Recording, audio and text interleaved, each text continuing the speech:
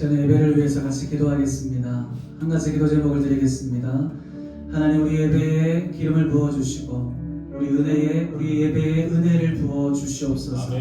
특별히 기쁨이 넘치는 예배, 감사함이 넘치는 예배, 그리고 하나님의 행하실 일들을 기대하는 예배가 될 수 있도록 예배자들의 마음을 다스려 주시고 주의 나라 주의 뜻 이루어 주시옵소서. 다 같이 예배를 주님의 손에 올려드리며 전심으로 기도하겠습니다.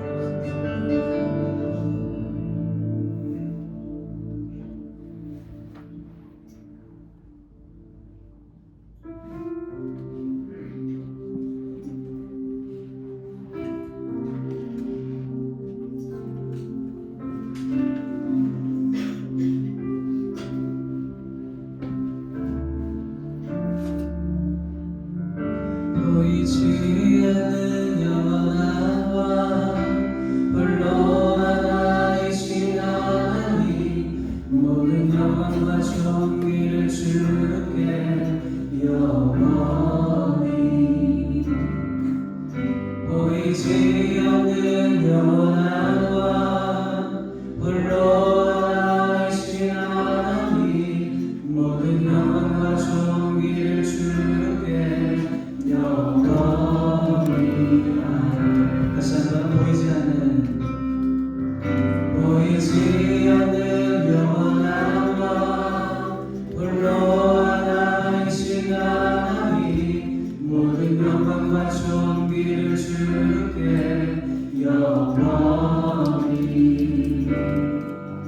보이지 않는 영원함과 홀로 하나이신 하나님, 모든 영광과 존귀를 주께 영원히. 영광과 존귀 영원히, 영광과 존귀 영원히, 영광과 존귀 영원히 하네. 영광과 존귀 영원히, 영광과 존귀 영원히, 영광과 존귀 영원히 하네.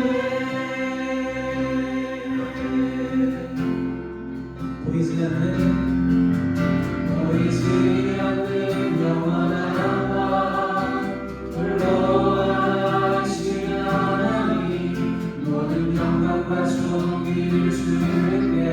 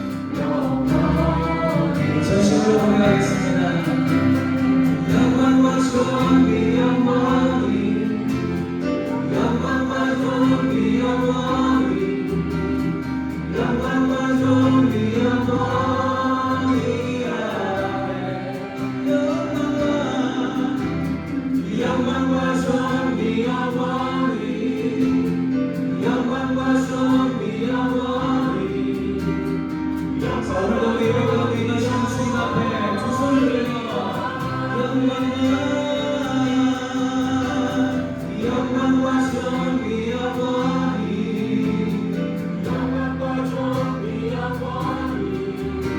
모든 영광과 존귀가 우리 하나님께 세세토록 있을지어다. 영광과 존귀 영광과 존귀 영광과 존귀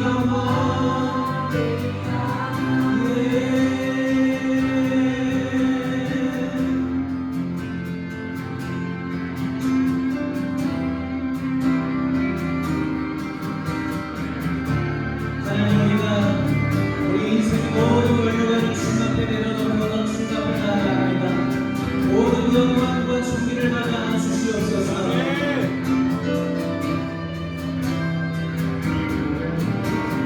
다시 한번 마음을 다하여 목소리 높여 고백합니다. 영광과 존귀 영광과 존귀 영광과 존귀 영광과 존귀 주님께만 영광과 존귀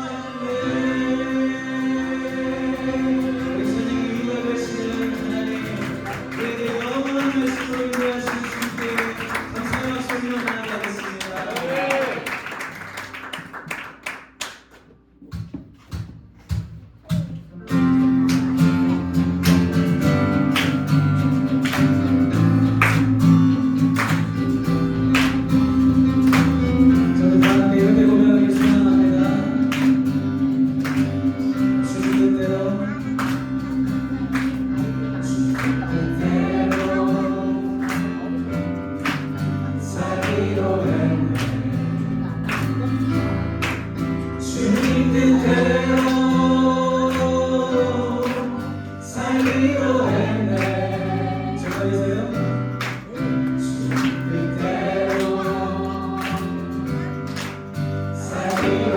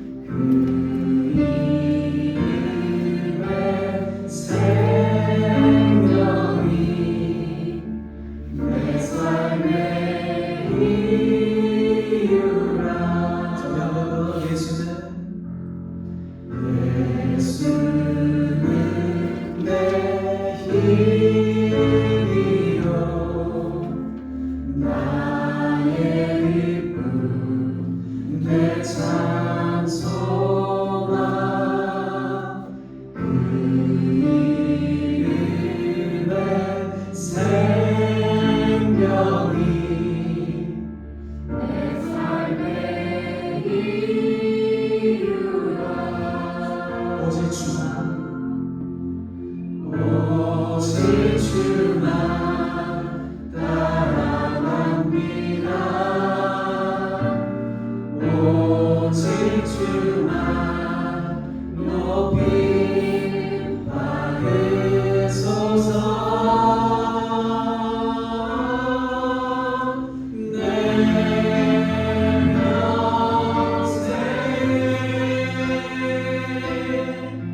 그 이름을 그 선하심을 세상에 노래합니다 그 이름에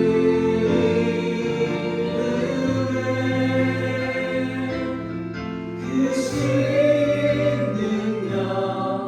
영원한 생명이 내 삶의 이유라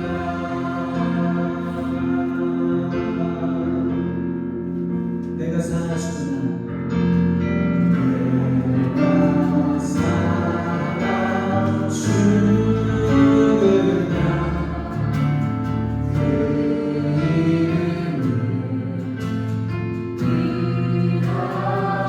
모든 것들이 다 드리니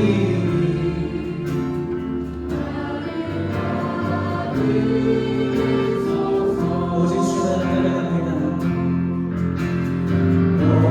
오직 주만 따라갑니다 오직 주만 높이 받으소서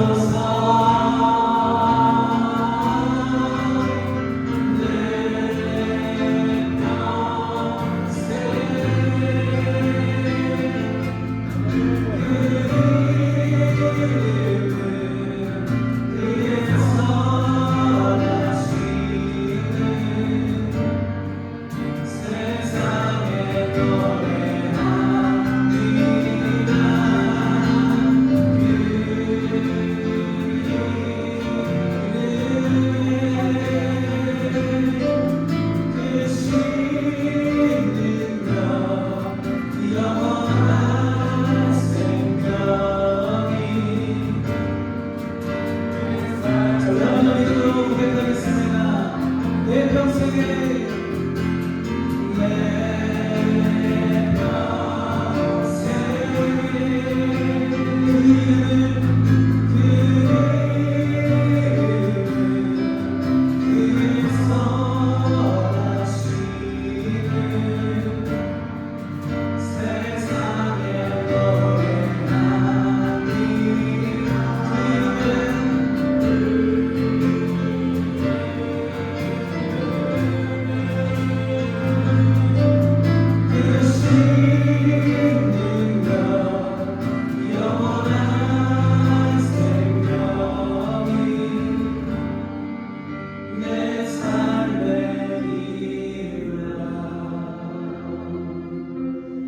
기도하겠습니다.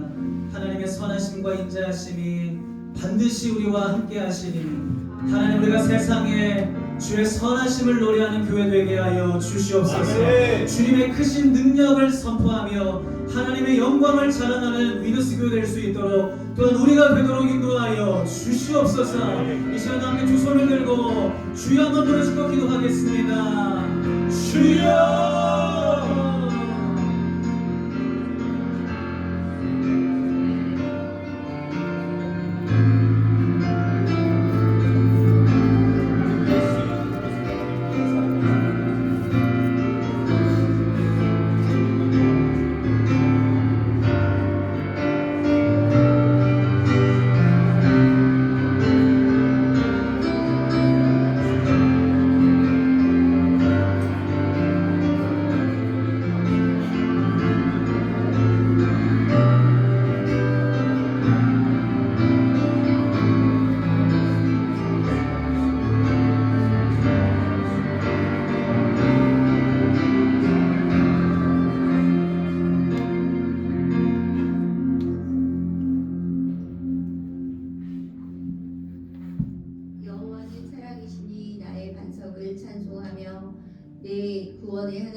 높일지로다. 찬송하리로다. 아멘. 홀로 영광받기 합당한 하나님을 찬양합니다.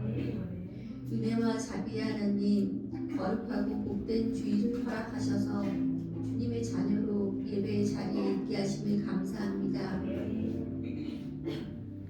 주님의 자녀로 불러주셨건만 매일 감사로 하나님께 나아가는 삶이어야 하지만 삶에서 채워지지 못한 환경들만 바라보며 불평과 불만이 가득했음을 고백합니다. 내가 거룩하니 너희도 거룩할지어다 라고 말씀하셨건만 주님의 거룩함을 담지 못하고 제 자리에 있었던 시간들을 회개하오니 용서해 주시옵소서. 저희 모두가 죄인의 형통함이 아닌 오직 여호와 하나님만 바라보며 하나님께서 주시는 형통함을 갈망하며 사는 저희가 되게 하옵소서. 이번 주부터 시작되는 사순절 기간 동안 매년 맞이하는 형식적인 시간이 되지 않게 하시고 예수님이 우리를 위해 고난 당하시고 십자가에서의 끝없는 사랑을 묵상하며 주어진 삶의 현장에서 그 사랑을 가족과 이웃들에게 나누고 실천하는 사순절 기간이 되게 하옵소서. 아멘. 하나님, 오늘 영의 말씀을 전하시는 목사님을 강건하게 세우시고 하나님 말씀이 선포될 때 우리의 연약한 부분들이 바로 세워지게 하시고 좌절과 절망 가운데 있는 자들에게는 소망의 말씀이 선포되게 하시옵소서. 아멘. 위더스 교회가 차세대를 세우며 복음의 길을 함께 걷는 교회 이 비전을 가지고 올 한 해를 나아갑니다. 이 비전과 함께 맡겨주신 사역들과 차세대까지 잘 섬기며 그리스도 예수 안에서 함께 지어져가는 교회 되게 하옵소서. 하나님 말씀 앞에 차세대에서 청장년까지 이르기까지 전심을 다하며 뜻을 정한 거룩한 예배를 드리는 공동체의 지체들 되게 하옵소서. 하나님, 우리 고유의 명절인 설날을 맞이합니다. 가족들과 만날 때 하나님의 풍성한 은혜와 기쁨이 넘치게 하시고 믿지 않는 가족들과 만날 때에도 믿는 자로서의 언행을 잃지 않게 하시고 하나님의 이름을 망령되게 하는 언행을 삼가게 하시며 주님의 이름만을 영화롭게 하는 믿음의 자녀들로 세워주시옵소서. 아멘. 어느 자리에서든 화평의 도구가 되게 하옵소서. 오고 가는 발걸음 주님이 함께하여 주시고 주님께서 지켜주시옵소서. 모든 게 주님의 은혜임을 고백하며 우리와 항상 함께하시는 예수님 이름으로 기도합니다. 아멘. 주님께서 가르쳐 주신 기도를 함께 드리겠습니다. 하늘에 계신 우리 아버지, 아버지의 이름을 거룩하게 하시며 아버지의 나라가 오게 하시며 아버지의 뜻이 하늘에서와 같이 땅에서도 이루어지게 하소서. 오늘 우리에게 일용할 양식을 주시고 우리가 우리에게 잘못한 사람을 용서하여 준 것 같이 우리 죄를 용서하여 주시고 우리를 시험에 빠지지 않게 하시고 악에서 구하소서. 나라와 권능과 영광이 영원히 아버지의 것입니다. 아멘.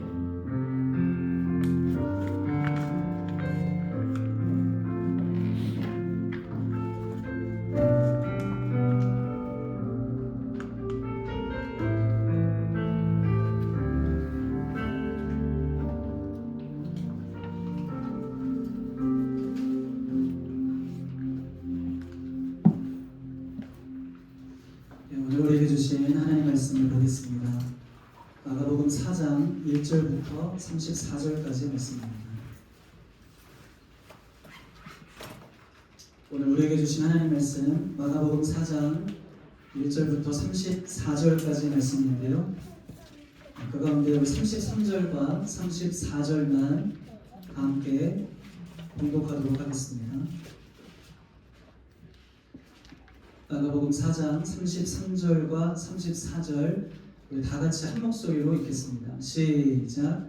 예수께서 이러한 많은 비유로 그들이 알아들을 수 있는 대로 말씀을 가르치시되 비유가 아니면 말씀하시지 아니하시고 다만 혼자 계실 때에 그 제자들에게 모든 것을 해서 가시더라. 이것은 하나님의 말씀입니다. 아멘. 오늘은 마가복음 강의 6번째 시간으로 하나님의 나라가 실패처럼 보일 때라는 제목으로 하나님의 말씀을 증거하겠습니다.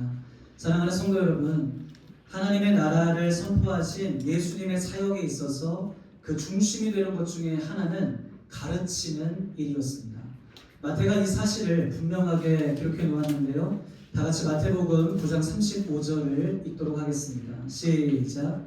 예수께서 모든 도시와 마을에 베풀면서 그들에게 다니셔 가르치시며 천국 복음을 전파하시며 모든 병과 모든 약한 것을 고치시니라. 하나님의 나라를 선포한 예수님의 사역을 총 3가지로 요약하면서 마태는 그 중에 첫 번째로 가르침을 언급했습니다.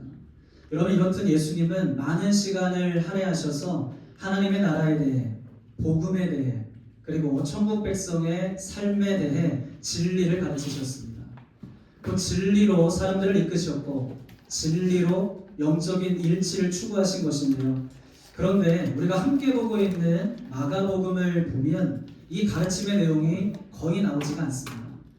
그것은 아마도 이 복음서의 원독자들이 처한 박해의 상황 때문으로 볼 수가 있는데요. 마가는 실제로 공동체를 교육하고 가르칠 목적으로 이 복음서를 쓴 것이 아니라 당시 흔들리고 있던 공동체를 붙들기 위해 예수님이 행하신 일들을 중심으로 복음서를 기록했기 때문입니다.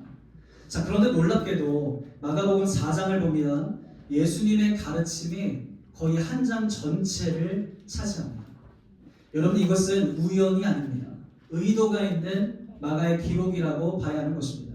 저는 이렇게 생각합니다. 마가는 자신이 전하고 있는 복음의 전체 흐름 속에서 예수님의 이 가르침이 이 부분에 결정적으로 중요하다고 판단했기 때문이다.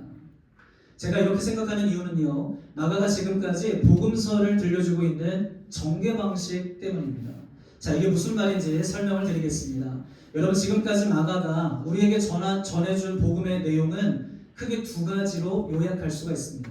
하나는 예수가 하나님의 아들이시요 메시아라는 사실이고, 또 하나는 예수님을 통해 시작된 하나님의 나라, 곧 하나님의 왕적인 통치가 예수님 안에서 이루어졌고 현재도 이루어지고 있다는 것이었습니다. 그런데 여러분, 아이러니한 점은 모두가 다 그 기쁨의 좋은 소식을 좋은 소식으로 받아들이지 않았다는 것이에요. 물론 마음을 새롭게 함으로 예수님을 통해 시작된 하나님의 나라를 바라보며 회개하고 복음을 믿어 예수님을 따른 자들이 있었습니다. 그러나 대다수는 여전히 군중으로 남아있고, 어떤 이들은 노골적으로 예수님을 반대하며 냉소적으로 예수님을 바라봤습니다. 심지어는 가장 가까운 사람들조차 예수님을 오해했고, 더욱이 하나님의 일에 있어서 열심을 가지고 있다 자타가 인정했던 사람들, 그 가운데 서기관들은 예수님이 귀신의 왕을 힘입어 귀신을 쫓아낸다고 더러운 오명을 씌웠고, 바리새인들은 예수님을 죽이기 위해 헤롯 땅과 손을 잡는 등 도무지 이해할 수 없는 일들을 벌였습니다. 중요한 점은 이것입니다. 마가는 이 같은 분위기와 긴장이 예수님 당시에만 있었던 일이 아니라 지금 여기 우리가 살아가고 있는 삶의 자리에도 일어나고 있음을 어필하고 있다는 것입니다. 즉, 마가는요, 예수님의 이야기를 역사책이나 회고록처럼 기록해 놓은 것이 아니라는 뜻이에요. 이 일을 거울로 삼아 오늘 우리에게 일어나고 있는 일들을 영적으로 분별하며 우리가 어떻게 이 어려움을 헤쳐가야 하는지, 그들에게 꼭 필요한 시대적 메시지를 외치며 바른 결정을 촉구하고자 이 글을 기록했다는 것입니다. 여러분, 이 연장선에서 마가가 기록한 것이 예수님의 가르침이에요. 한번 보시겠습니까? 마가복음 4장 1절부터 20절까지가 씨가 뿌려진 땅 비유, 21절부터 25절까지는 등불과 헤아림 비유, 26절부터 29절까지 스스로 자라나는 씨 비유, 마지막 30절부터 32절까지는 겨자씨 비유입니다. 여러분, 이 비유들은 각각 독립적으로 그 메시지를 전달하기도 하지만 마가는 1차적으로 마가복음 1장부터 3장의 연장선에서 이 가르침들을 한데 모아 독자들에게 들려줬다는 점에 대해 우리는 주목해야 하는 것입니다. 다시 말하면 큰 기쁨의 좋은 소식, 하나님의 나라가 왔음에도 불구하고 왜 대다수의 사람들이 예수님을 따르지 않았는가? 왜 예수님에 대해 불신하고 오해하며 예수님을 죽이려고 하는가? 더 근본적인 질문이 있습니다. 하나님의 나라가 왜 이렇게 작고 더디며 힘이 없어 보이는가? 혹 하나님의 나라가 실패하는 것은 아닌가? 이 질문들에 대한 답으로 마가가 제시하는 것이 예수님의 가르침이었다는 것입니다. 실제로 이 질문은 예수님 당시 제자들의 질문이었을 것이고요. 동시에 박해 가운데 있던 마가복음의 원독자들 그들의 질문이었을 것이기 때문입니다. 또한 이것은 오늘을 살고 있는 우리의 질문이기도 한 것이죠. 자, 다시 정리하겠습니다. 여러분, 마가복음 4장은 단순히 예수님의 비유를 한 곳에 모아놓은 것이 아닙니다. 당시 원독자들로 하여금 하나님의 나라를 어떻게 이해해야 하는지 그에 대한 답으로 예수님의 가르침을 들려준 내용이라는 것입니다. 자, 이해되시면 아멘. 아멘. 자, 이 이해를 가지고 마가의 문맥 속에서 예수님이 가르치신 비유를 하나씩 살펴보도록 하겠습니다. 자, 먼저 첫 번째 비유는 이것입니다. 저를 따라해 보십시오. 씨가 뿌려진 땅 비유. 씨가 뿌려진 땅 비유. 자, 여기에서 씨는 예수님이 전한 하나님 나라의 복음, 곧 하나님의 말씀을 가리킵니다. 즉 하나님의 말씀이 사람들에게 전해졌는데 그 말씀을 들은 대다수 사람들의 마음이 온전치 못하였으므로 당시 하나님의 나라가 실패한 것처럼 보여졌음을 가르친 내용입니다. 자, 말씀을 보시겠습니까? 3절. 들으라, 씨를 뿌리는 자가 뿌리러 나가서 뿌릴새 더러는 길가에. 자, 5절. 더러는 돌밭에. 7절. 더러는 가시떨기에. 8절. 더러는 좋은 땅에 떨어졌대요. 여러분, 이것은 비유입니다. 다시 말해 씨 뿌리는 자가 어리석어서 좋은 땅에만 씨를 뿌리지 않고 길가나 돌밭이나 가시떨기에도 씨를 뿌렸다는 내용이 아닌 것이에요. 오히려 예수님은 열매를 기대하며 모든 사람들에게 차별 없이 하나님 나라의 복음을 동일하게 전하셨습니다. 그러나 말씀을 받는 사람들의 태도와 마음 상태에 따라 그 사람이 길가이기도 하고 돌밭이기도 하며 가시떨기이기도 함을 가르친 예수님의 비유였던 것입니다. 여러분, 당시 팔레스틴 땅의 대부분은요 서편층으로 되어 있고 그래서 밭과 길의 경계가 뚜렷하지 않았습니다. 돌이 그렇게 많았다고 해요. 그러므로 농부는요 길가든 돌밭이든 가시떨기이든 그곳이 어디이든 가리지 않고 씨를 뿌리는 것이 일반이었다고 합니다. 그러니까 지금 예수님은 청중이 이해하기 힘든 소재가 아니라 그들이 이해할 수 있는 일상생활을 소재로 하나님의 나라를 가르쳤던 것이죠. 즉 하나님의 말씀 앞에 서 있는 사람들의 상태에 따라 하나님의 나라가 다르게 작동됨을 가르치기 위한 최고의 비유가 씨가 뿌려진 땅 비유였던 것입니다. 이해되시죠? 네. 자, 그러면 그 내용을 조금 더 자세하게 살펴보도록 하겠습니다. 무엇이 길가와 같고 무엇이 돌밭과 같으며 또 무엇이 가시떨기와 같은가? 자, 15절부터 20절까지 예수님의 가르침을 듣도록 하겠습니다. 우리 한 절씩 교독하죠. 말씀이 길가에 뿌려졌다는 것은 이들을 가리킴이니 곧 말씀을 들었을 때 사탄이 즉시 와서 그들에게 뿌려진 말씀을 빼앗는 것이요. 무엇이 돌밭에 뿌려졌다는 것은 이들을 가리킴이니 곧 말씀을 들을 때 즉시 기쁨으로 받으나 그 속에 뿌리가 없어 잠깐 견디다가 말씀으로 인하여 환난이나 박해가 일어나는 때에는 곧 넘어지는 자요. 또 어떤 이는 가시떨기에 뿌려진 자니 이들은 말씀을 듣기는 하되 세상의 염려와 재물의 유혹과 기타 욕심이 들어와 말씀을 막아 결실하지 못하게 되는 자요. 좋은 땅에 뿌려졌다는 것은 곧 말씀을 듣고 다 30배나 60배나 100배의 결실을 하는 자니라. 자, 말씀이 말씀을 해석해주고 있으니 간단하게 설명을 드리겠습니다. 여러분, 길가는요 말씀을 듣기는 했지만 하나님의 나라에 대해 관심이 없는 사람 또는 굳어진 마음으로 인해 임박한 심판과 책망의 말씀을 들어도 말씀이 들어가지 않는 사람, 결과적으로 주의 말씀을 사탄에게 뺏기는 사람, 즉 말씀의 영향을 전혀 받지 못하는 고집스러운 사람의 실상을 보여주고 있는 것입니다. 자, 돌밭은요 때마다 기쁨으로 말씀을 받아요. 쉽게 말해 은혜를 받는다고요. 말씀을 들을 때 기쁨이 있습니다. 열광하기도 합니다. 그런데 문제는 말씀이 뿌리를 내리지 못한 사람입니다. 자, 이런 사람의 특징이 무엇인가? 매번 말씀을 듣는 자리에 나오고 말씀을 들을 때 기쁨으로 받지만 삶의 어려움을 만나고 고난을 만나면 은혜의 복음을 까마득히 잊어버린다는 것입니다. 그래서 믿음에서 넘어지는 자. 여러분, 천루역정이라는 책을 보면 변덕이란 사람이 나옵니다. 그가 크리스천의 말을 듣고 크리스천과 함께 하나님의 나라를 향해 동행을 해요. 그런데 얼마 지나지 않아 절망의 늪을 만납니다. 그러자 그가 더 이상 크리스천과 동행하지 않겠다고 뒤돌아갑니다. 여러분, 이처럼 믿음에 있어서 변덕이 심한 자들, 상황에 따라 감정적으로 반응하며 다른 선택을 하는 자들, 자, 이런 자들을 가리켜서 예수님은 돌박과 같은 자들이다 라고 말씀을 하신 것입니다. 다음으로 가시떨기와 같은 사람이요, 세상의 염려와 재물의 유혹 등 기타 욕심으로 인해 말씀을 듣기는 하지만 당장 눈앞에 있는 정욕과 이생의 자랑 등 세상 염려의 질식당에 말씀이 전혀 결실을 이루지 못하는 사람들.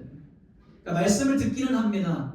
그러나 여전히 머릿속에는 세상의 염려로 가득 차 있는 사람들이죠. 즉, 하나님 말씀의 권위보다 세상의 염려와 이해관계에 묶여있고 하나님 말씀의 가치보다 세속적 가치에 마음을 두고 있는 자를 가리키는 표현입니다. 그러므로 메시지는 분명해지죠. 큰 기쁨의 좋은 소식, 곧 복음의 실체이신 예수님을 만나고 그분을 통해 하나님 나라의 복음을 듣고 보았음에도 불구하고 왜 사람들이 예수님을 반대했는가? 왜 사람들이 예수님을 따르지 않았는가? 왜 사람들이 기쁨으로 예수님을 바라보는 것 같다가도 뒤돌아갔는가? 그 이유는 하나님의 말씀 앞에 서 있는 그들의 실존 상태가 길가와 같고 돌밭과 같으며 가시떨기와 같았기 때문이라는 것입니다. 핵심 포인트는요, 말씀을 듣지 않아서가 아니라는 것이에요. 말씀을 들었지만 그러나 그들이 길가 같고 돌밭 같고 가시떨기와 같았기 때문이라는 것입니다. 하나님의 말씀을 사모하는 여러분, 이같이 씨가 뿌려진 땅 비유는요, 복음을 거부한 이 세상에 대한 설명이자 당시 예수님의 사역 현장에서 실제로 벌어졌던 다양한 반응을 이해하기 쉽도록 들려준 것입니다. 하지만 여러분, 이 비유의 메시지는 거기에서 끝나지 않아요. 더 중요한 메시지가 있습니다. 여러분, 그것은요, 예수님 안에서 시작된 하나님의 나라는 사람들의 반응에 상관없이 여전히 지금도 진행되고 있다는 것입니다. 간단히 말해 보이는 것이 다가 아니라는 뜻이에요. 비록 하나님의 나라가 우리 눈에 잘 보이지 않고 느껴지지 않아도 예수님은 멈추지 않고 그 나라를 이루어가고 계시다는 것입니다. 할렐루야. 즉, 하나님의 나라가 실패한 것 같이 보여도 결코 그렇지 않다. 여러분, 이것이 마가복음 4장에 나오는 4가지 비유의 핵심 메시지예요. 계속해서 말씀으로 이 내용을 설명드리겠습니다. 자, 한 번 더 마가복음 4장 20절의 말씀을 보시겠습니까? 4장 20절 여러분 읽어주십시오. 시작. 좋은 땅에 뿌려졌다는 것은 곧 말씀을 듣고 받아 30배나 60배나 100배의 결실을 하는 자니라. 자, 무슨 뜻이냐면 이 세상이 대부분 길가 같고 돌밭 같으며 가시떨기 같아서 그래서 하나님의 나라가 실패하는 것 같이 보이지만 결코 그렇지 않다는 것입니다. 왜냐하면 하나님께서 좋은 땅을 준비하시기 때문에. 할렐루야. 아멘. 여러분, 좋은 땅은 반드시 30배, 60배, 100배의 결실을 한대요. 이것은 단순히 수확량을 말하는 것이 아닙니다. 하나님 나라의 본질을 드러낸 매우 중요한 표현으로 하나님 나라의 풍성함과 놀라움, 그리고 점진적인 결실과 압도적인 영향력을 나타낸 말입니다. 핵심은요, 하나님께서 반드시 그 일을 하신다는 것입니다. 아멘. 여러분, 이 말씀의 포커스는 1차적으로 하나님께 있습니다. 씨를 뿌리는 분이 예수님이시고 열매를 맺게 하시는 분은 하나님이시니까 이것이 4장 전체를 끌고 가는 가장 중요한 메시지예요. 자, 그러면 우리의 역할과 책임은 무엇일까요? 주의 말씀을 듣고 받은 바 믿음 위에 굳게 서서 예수님을 온전히 따르는 것, 실망치 않고 또한 의심치 않으며 뒤로 물러가 침륜에 빠지지 않도록 말씀을 끝까지 붙드는 것입니다. 여러분, 이런 자에게 하나님이 은혜를 주세요. 아멘이십니까? 아멘. 이렇듯 좋은 땅은 나 스스로가 만들어가는 것이 아니라 주의 말씀을 붙드는 자에게 역사하시는 하나님의 은혜인 줄로 믿습니다. 그 결과가 바로 4장 20절이라는 것이에요. 자, 이어서 4장 22절을 보도록 하겠습니다. 22절 다 같이 읽겠습니다. 시작. 드러내려 하지 않고는 숨긴 것이 없고 나타내려 하지 않고는 감추인 것이 없느니라. 여러분, 이 말씀이 두 번째 비유, 곧 등불과 헤아림 비유의 핵심 구절입니다. 한마디로 말하면 하나님의 나라가 세상에 드러난다는 뜻입니다. 지금은 비록 감추인 것 같고 지금은 비록 작고 초라해 보이지만 그러나 그 나라의 권세가 세상에 밝히 드러난다는 것입니다. 할렐루야. 자, 그러면 이런 질문이 생기죠. 그 나라가 세상에 어떻게 드러나는가? 그 나라가 세상에 어떻게 보여지는가? 자, 저를 따라해 보시겠습니까? 하나님의 주권에 의하여. 하나님의 주권에 의하여. 다른 말로 하겠습니다. 하나님의 열심. 하나님의 열심. 즉 하나님께서 그 열심을 이루신다는 것입니다. 여러분, 이것이 세 번째 비유의 핵심 메시지예요. 자, 26절부터 29절을 한 절씩 교독하겠습니다. 또 이르시되 하나님의 나라는 사람이 씨를 땅에 뿌림과 같으니 그가 가난하고 괴로워하는 중에 시간을 사람이 어떻게 그리 되는지를 알지 못하니라. 땅이 스스로 열매를 맺되 처음에는 싹이요 다음에는 이삭이요 그 다음에는 이삭에 충실한 곡식이라. 열매가 있으면 곧 다스릴 때라니 이는 수대가 이르렀습니다. 여러분, 이 비유의 핵심은 이것입니다. 하나님의 나라는 결코 사람의 반응에 따라 약화되거나 소멸되지 않는다. 오히려 그 나라는 하나님의 열심과 하나님의 주권에 의해 계속해서 자란다는 것입니다. 언제까지요? 추수 때까지. 곧 예수님이 다시 오시는 그날까지 하나님의 나라가 계속해서 자란다는 것입니다. 자, 28절의 말씀을 다시 보시겠습니까? 땅이 스스로 열매를 맺되 처음에는 싹이요 다음에는 이삭이요 그 다음에는 이삭에 충실한 곡식이라. 여러분, 생각해 보세요. 이 같은 일은 사람이 할 수 있는 일이 아닙니다. 네, 농부로 살고 계시는 우리 박영원 리스토님 계시는데, 그렇죠? 내가 열심히 땀을 흘려서 경작을 하지만 열매 맺게 하시는 분은 하나님이신 줄로 믿습니다. 아멘. 창조주 하나님의 섭리이고 하나님의 손길이며 하나님의 역사하심, 하나님의 붙드심, 하나님의 함께하심, 한마디로 하나님께서 하시는 일입니다. 하나님의 나라도 마찬가지라는 거예요. 그 하이라이트가 네 번째 비유입니다. 따라해 보시겠습니까? 겨자씨 비유. 겨자씨 비유. 자, 30절부터 32절까지인데요. 이 말씀은 다 같이 읽겠습니다. 시작. 또 이르시되 우리가 하나님의 나라를 어떻게 비유하며 또 무슨 비유로 나타낼까? 겨자씨 한 알과 같으니 땅에 심길 때에는 땅 위의 모든 씨보다 작은 것이로되 심긴 후에는 자라서 모든 풀보다 커지며 큰 가지를 내노니 공중의 새들이 그들의 깃들일 만큼 되느니라. 아멘. 네. 여러분, 이것은 약간의 과장법이 사용이 되었죠. 비유이기 때문에 그렇습니다. 이 비유를 통해서 예수님이 하고자 하셨던 그 메시지가 무엇인가? 여러분, 그것을 찾아내는 것이 이 비유에서 우리가 해야 될 일입니다. 여러분, 이 말씀은요, 예수님께서 당시 제자들에게 보여주신 하나님 나라의 비전이에요. 마가는 이 말씀을 하나님의 나라를 설명하는 클라이막스로 사용을 했는데요.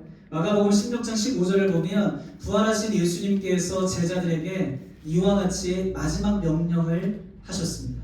제가 읽어보겠습니다. 또 이르시되 너희는 온 천하에 다니며 만민에게 복음을 전파하라. 여러분, 여기에서 핵심 단어가 뭐냐면 온 천하 그리고 만민입니다. 자, 바꿔서 말하겠습니다. 각 나라와 족속과 백성과 방언. 다시 말해 갈릴리에서 시작된 하나님의 나라가 좋은 땅을 통해 바벨탑으로 흩어진 온 세계 위에 임함으로 전 세계 만민이 복음을 믿고 하나님의 백성이 되는 비전. 여러분, 이것이 겨자씨 비유의 메시지예요. 예수님께서 이 일을 이루시겠다는 것입니다. 할렐루야. 아멘. 성경의 마지막 책인 요한계시록은 이 비전의 모습을 다음과 같이 미리 보여주고 있습니다. 요한계시록 7장 9절부터 10절을 봅니다. 이 일 후에 내가 보니. 여러분, 이 말씀에서 이 일은요, 예수님을 통해 시작된 하나님의 나라 운동을 가리키는 것입니다. 한마디로 하나님의 구원 사역. 처음에는 실패할 것처럼 보였고 자꾸 초라해 보였는데, 그런데 여러분, 그 나라의 영광과 위엄을 보십시오.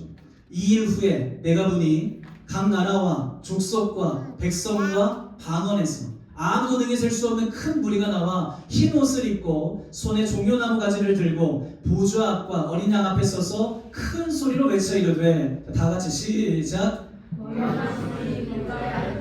우리 하나님과 어린 양에게 있도다. 할렐루야. 아멘. 여러분, 이 장면이 겨자씨 비유를 통해 예수님이 바라보신 장면이에요. 메시지는 이것입니다. 하나님의 나라가 승리한다. 아멘. 그러므로 마가가 이 비유들을 4장에 기록한 이유가 명확해지죠. 1세기 마가복음의 원독자들은 당시 예수에 대한 증거로 말미암아 정치적 오명을 쓰고 사회악, 불법 종교라는 낙인을 받으며 유대인들과 로마 정부로부터 극심한 환난과 박해를 당하고 있었습니다. 마치 예수님이 당한 상황과 비슷하죠. 예수님을 따른 12제자 공동체가 겪은 상황과 비슷해 보입니다. 쉽게 말하면 하나님의 나라가 실패하는 것처럼 보이는 때를 지나고 있었다는 것입니다. 따라서 그들을 향해 마가가 외친 메시지가 이것 아니겠습니까? 하나님의 나라가 결코 실패하는 것이 아니다. 우리 눈에 그 나라가 보이지 않고 느껴지지 않는다 해도, 또한 실패한 것처럼 보여도 그 나라는 여전히 잘하고 있다. 그 나라는 세상에 드러날 것이다. 그리고 그 나라는 온 세상을 덮을 것이다. 그 나라가 승리한다. 왜냐하면 하나님의 나라의 권세는 영원하며 하나님이 지금도 쉬지 않고 일하고 계시니까. 그런즉 낙심하지 말라는 것입니다. 열매가 보이지 않는다고 절대로 절망하지 말라는 것이에요. 뒤로 물러가 침륜에 빠지지 말라는 것입니다.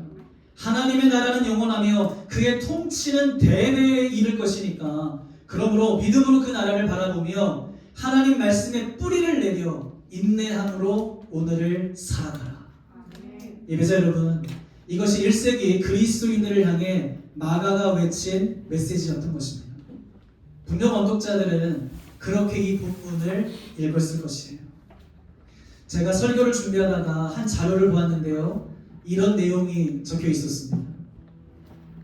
1세기 말 그리스도인들의 숫자는 약 5만 명에 불과했다.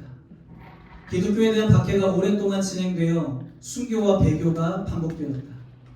그러나 그 속에서도 하나님의 나라를 바라보며 신앙을 지킨 그리스도인들의 헌신으로 4세기에는 무려 3,400만 명이 신앙을 고백했고, 로마 제국의 절반이 그리스도인이었다고 추정하는 이들도 있다. 자, 무엇을 말해줍니까?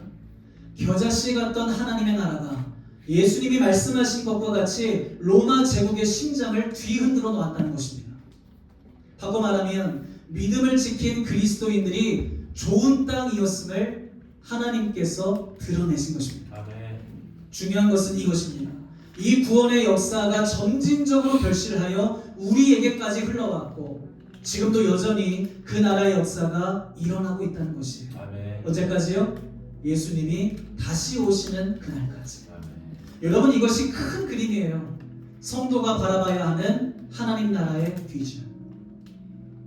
이제 말씀을 맺겠습니다. 성도 여러분, 오늘 하나님은 예수님께서 외쳤던 메시지, 그리고 마가가 외쳤던 메시지를 통해 우리에게 외치고 계십니다. 하나님 나라의 비밀을 너희에게 주었으니 너희는 무엇을 듣는가 스스로 인지하라. 너희의 헤아리는 그 헤아림으로 너희가 헤아림을 받을 것이며 더 받으리니, 하나님 나라의 역사하심에 대해 의심하지 말고 맡겨진 삶의 자리에서 주의 주권과 주의 통치와 주의 권세를 선포하며 그리스도 안에 뿌리를 받고 세움을 받아 믿음의 길을 계속 걸어가라. 보이는 게 다가 아니니 환난이나 박해가 왔다고 쉬 넘어지지 말고 세상의 염려와 재물의 유혹 등 기타 욕심으로부터 눈을 돌이켜 주의 길에서 말씀의 인도함을 받으며 살아가라. 하나님께서 그런 우리에게 은혜를 주사 좋은 땅으로 빚어가실 테니까, 그런 우리를 좋은 땅으로 사용하실 테니까. 아멘. 할렐루야. 아멘. 주님의 이름으로 축복합니다. 사랑하는 위더스 교회 성도 여러분, 하나님의 나라는 지금도 우리의 삶에 이루어지고 있습니다. 아멘. 아멘이십니까? 아멘. 실패처럼 보이는 현실, 변화가 없는 일상. 여러분, 이것이 오늘 우리가 살고 있는 고백 아닙니까? 나 하나님 믿고 있는데, 예수님 믿고 있는데, 오랫동안 기도해 왔는데 하나님의 영광과 그 나라의 역사와 권세가 내 가정에, 내 일터에, 내 삶에 일어날 것을 기대하고 있는데 그 일들이 쉬 일어나지 않을 때요. 여러분, 그럴 때 우리도 의심이 되지 않습니까?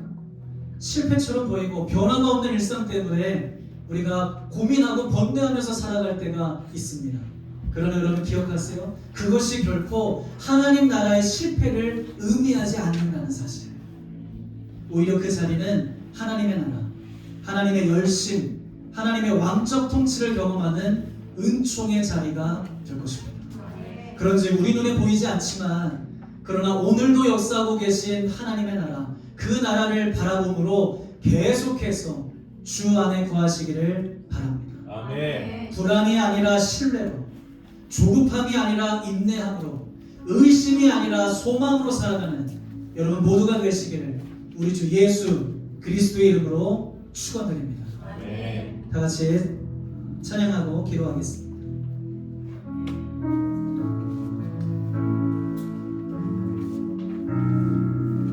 세상 흔들리고 세상 흔들리고 사람들은 변하여도 나는 주를 섬기리. 주님의 사랑은 영원히 변하지 않네. 나는 주를 신뢰해. 믿음을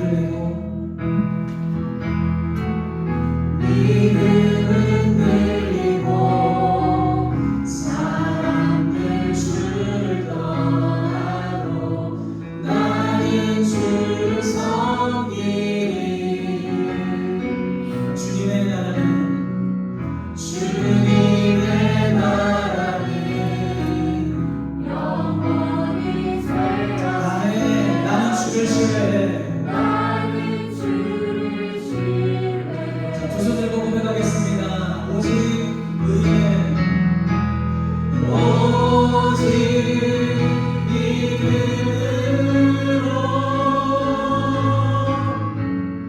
믿음으로 내가 살리라. 오직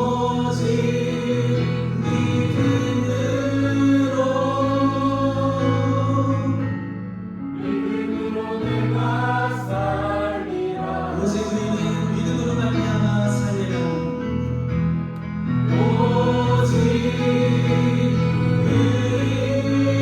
오직 우리는 믿음으로 말미암아 살리라. 오직 믿음으로 말미암아 살리라.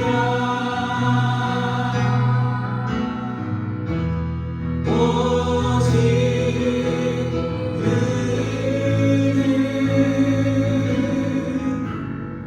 믿음으로 말미암아 살리라. 두 눈을 감고 하나님께 기도하기를 원합니다. 여러분, 오늘 말씀의 핵심 포인트는요, 너 좋은 땅이 되라 라고 말하는 것은 아닙니다. 여러분, 우리가 아무리 노력해도 우리가 좋은 땅이 될 수 있을까요? 하나님께서 우리에게 은혜를 주셔야 돼요. 말씀을 지킬 수 있도록 하나님께서 도움의 돌을 우리 인생 가운데 주셔야 하고 하나님의 은혜로 우리를 이끄셔야만 우리가 그 길을 걸어갈 수가 있는 것입니다. 그래서 첫 번째로 기억해야 할 것은 내가 내 노력으로 좋은 땅이 되어야겠다, 이것이 아니라 하나님께서 반드시 하나님의 나라를 이루어 가시고 자라게 하시고 하나님께서 열매 맺게 하시는 이 사역을 멈추지 않겠다는 하나님의 주도권을 인정하는 것입니다. 그 주도권을 인정하면서 믿음의 굳게 서서 주님의 길을 걸어갈 때 하나님이 우리에게 은혜를 주세요. 그 은혜는 결실로 나타나게 되는 것이고요, 그때 비로소 예수님이 우리에게 이렇게 말씀하실 거예요. 이 사람들이 좋은 땅이었다. 여러분, 그리스도인들이 믿음의 길을 걸어가다가 때로는 흔들리고 넘어집니다. 그렇죠? 우리가 살아가다가 또 하나씩 박해와 고난을 만나면 돌밭이 될 수 있고요. 세상의 염려가 우리에게 강하게 밀려오면 가시덤불이 될 수도 있습니다. 그러나 다시 그 자리에서 일어나서 믿음의 길을 걷기로 결정하며 주님 앞에 붙어 있을 때, 그때 하나님이 우리에게 은혜를 주시고 그런 우리로 하여금 결실을 맺게 하시며 마침내 우리로 하여금 너희들이 좋은 땅이었다라고 선포하시고 세상에 드러내시는 것입니다. 여러분, 신앙은 내 노력으로 가는 게 아니에요. 하나님의 주도권을 인정하면서 그 주도권에 기초하여 내가 믿음의 길을 걷는 것입니다. 그럴 때 주님이 은혜를 주시는 것이에요. 다 같이 기도할 때, 하나님, 오늘 이 말씀 내 마음에 심고 합니다. 하나님께서 반드시 하시겠다고 하신 이 약속을 붙들고 내가 믿음의 길을 걸어갈 수 있도록 믿음을 더하여 주시고 은혜를 더하여 주시고 내 길을 인도하여 주시옵소서. 이 시간 다 같이 두 손을 들고 주여 한번 부르시고 기도하겠습니다. 주여!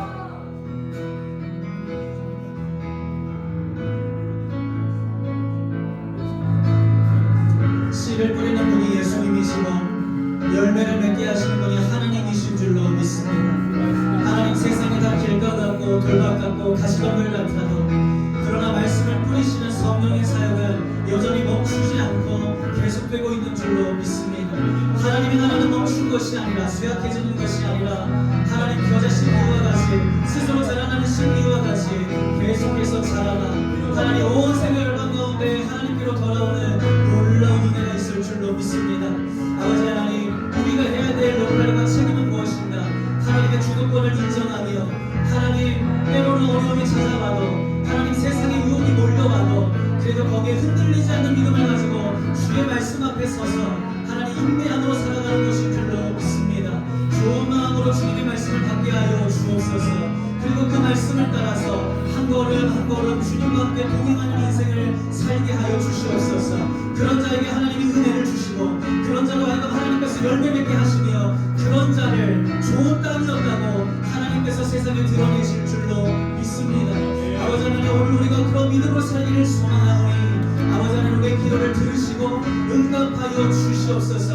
우리의 연약함을 강하게 붙들어 주시옵소서. 비록 우리가 의존하나 다시 한번 말씀으로 우리의 우둔함을 지혜롭게 하여 주시고 하나님, 무너져 있는 마음들을 다시 새롭게 하여 주시고 소생시켜 주셔서 구원의 영광을 바라보며 하나님, 현재 당한 어려움과 고난들을 하나님 감내하면서도 기쁨으로 이 길 걸어갈 수 있도록 은혜를 허락하여 주시옵소서.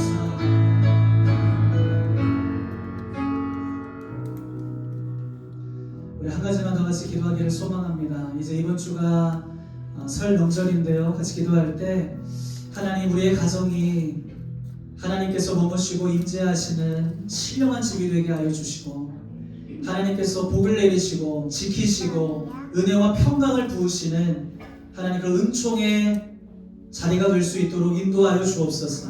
만나교회 되는 모든 가족 구성원들 하나님, 그들이 기쁨을 누리게 하시고 무엇보다도 가족의 복음화가 이루어질 수 있도록 하나님 축복하여 주시옵소서. 흩어져 있는 우리 위더스 교회 식구들이 있습니다. 또 육지로 나가는 성도들이 많이 있다고 들었습니다. 하나님, 안전하게 잘 다녀올 수 있도록 인도하여 주옵시고 가족의 기쁨을 함께 누리며 천국을 선포하고 올 수 있도록 하나님께서 인도하여 주시옵소서. 우리 다 같이 가정을 축복하며 기도하겠습니다. 살아계신 하나님, 설 명절을 맞이하여서 우리가 그동안 잊고 있었던 가족들의 소중함을 다시금 생각해 보려고 합니다. 그리고 하나님, 멀리 떨어졌던 가족들을 다시 또 만나는 시간들을 갖게 됩니다. 아버지 하나님, 그 만남이 기쁨이 있게 하여 주시옵소서.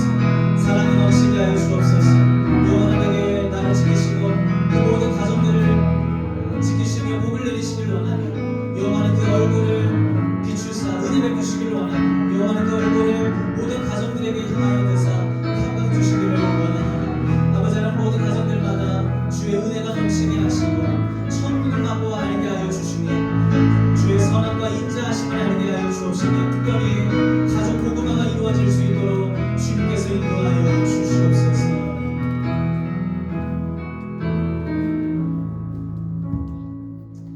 살아계신 아버지 하나님, 신앙은 내 힘으로 갈 수 있는 게 아님을 고백합니다.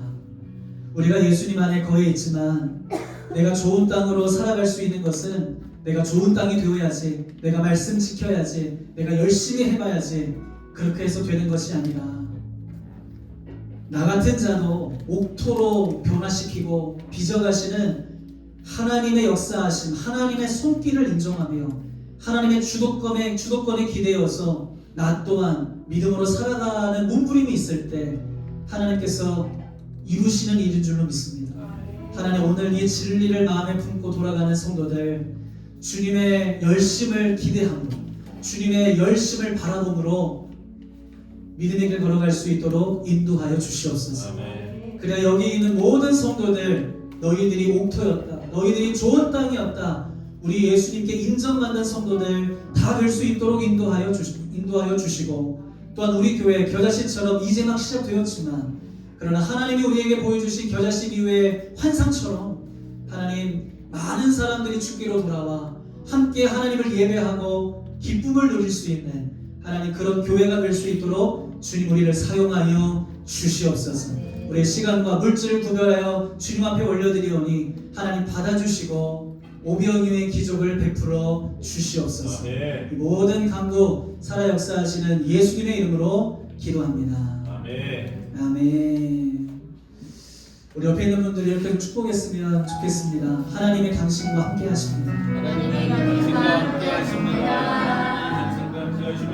한 번 더 이렇게 축복할까요? 하나님께서 당신의 열심으로 여러분을 인도해 가십니다. 하나님의 당신의 열심으로 인도해 가십니다. 하나님의 열심을 바라보며 살아가시기 축복하고 그 마음으로 함께 축복하겠습니다.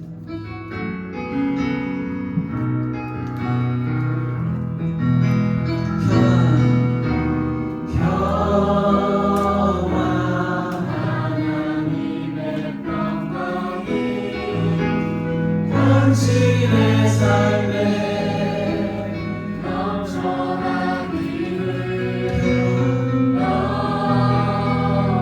하나님께서 하나님의 열심으로 이 일을 이루실 겁니다.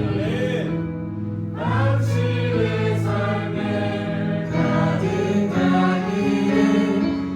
오늘 저희가 처음 보시는 거죠? 아닌가요? 마스크 쓰셔서 제가 못 알아봤어요. 교수님이시군요. 자, 자신을 축복하겠습니다. 은혜, 하나님의 은혜가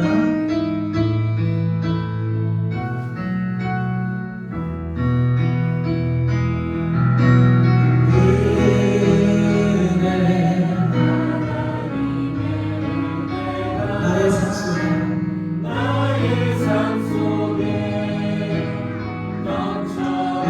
이것을 믿습니다. 주님.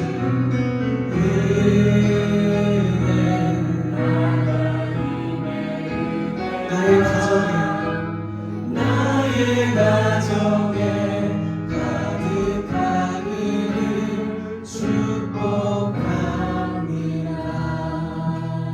다시 한번 감사의 박수 올리겠습니다. 네, 이번 주 교회 소식을 알려드리겠습니다. 함께 기도했는데요. 기쁨과 사랑이 가득한 설 명절 보내시기를 축복합니다.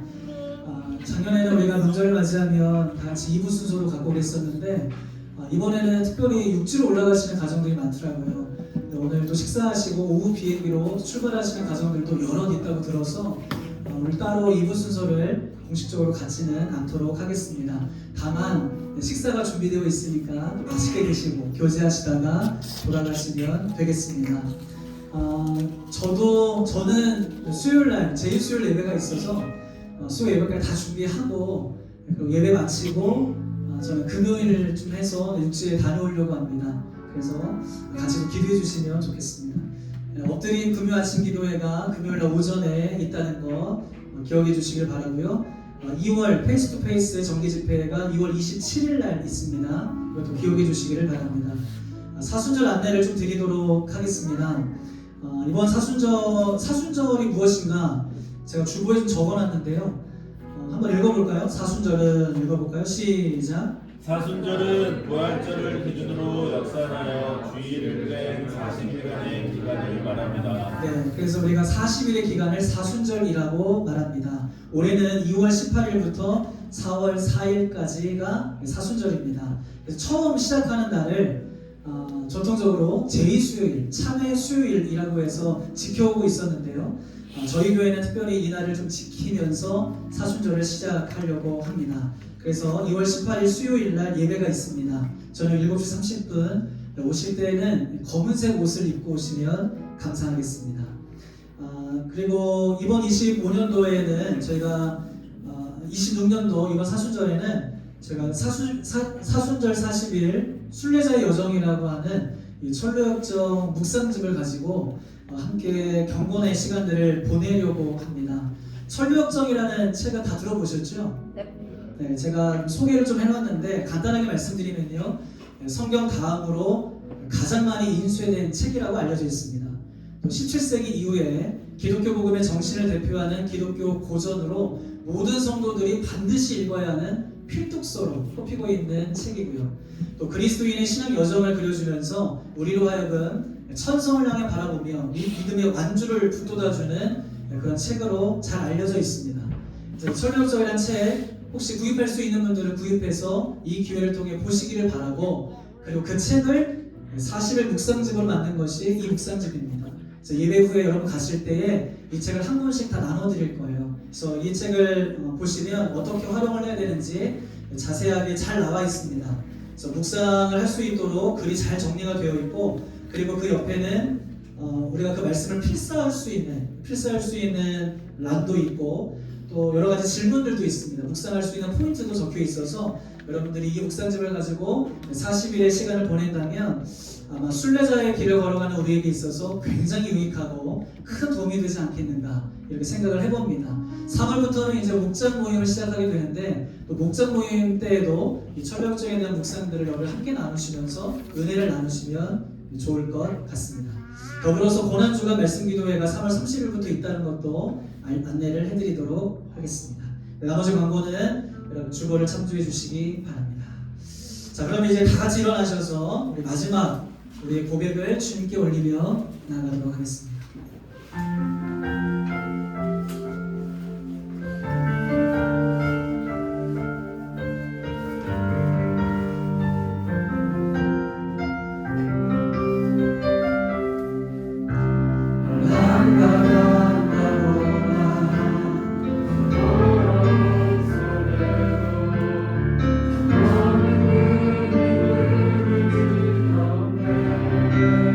주를 섬기는 일에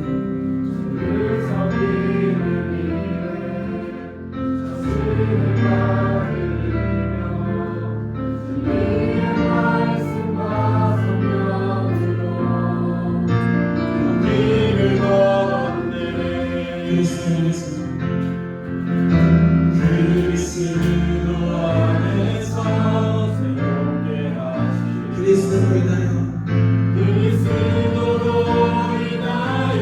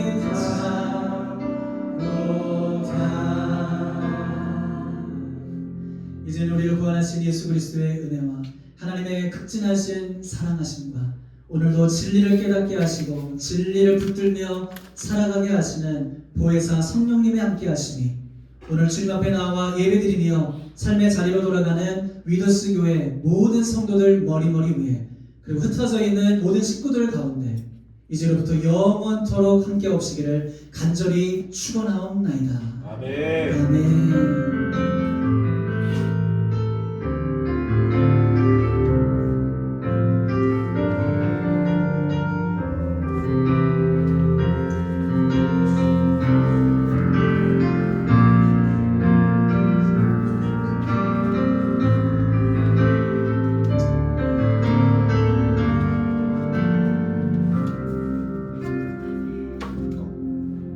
다시 한번 그분의 열심으로 우리 인도하시는 주님께 감사의 박수 올리겠습니다.